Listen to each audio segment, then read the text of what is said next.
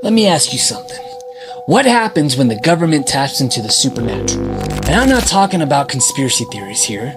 I'm talking about actual, declassified CIA files where trained people use their minds to see distant places spiritually through something called remote viewing. And in one of those sessions, a man claims that he saw the Ark of the Covenant. Not in a museum, not in some Indiana Jones movie, but buried deep in the Middle East and guarded by two, what he called, entities. Not sure what that means. Nobody does.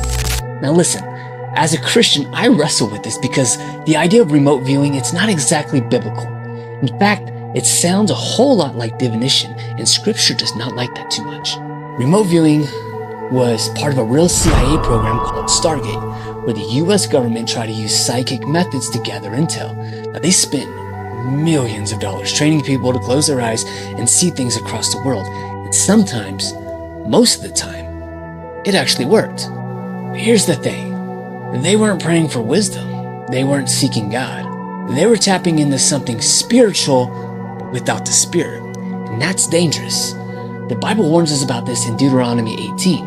It says, "Let no one be found among you who practice divination or sorcery, interprets omens, engages in witchcraft, or who consults the dead. Anyone who does these things is detestable to the Lord."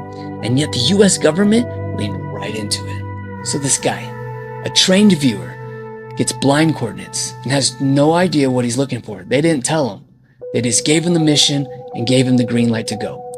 But his mind takes him somewhere in the Middle East, maybe Jordan or maybe near Jerusalem.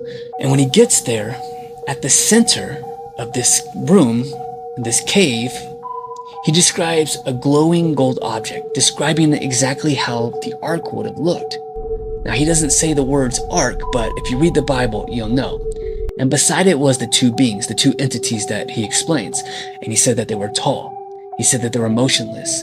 He said they weren't human, but they weren't demonic. They were just something else. But then he said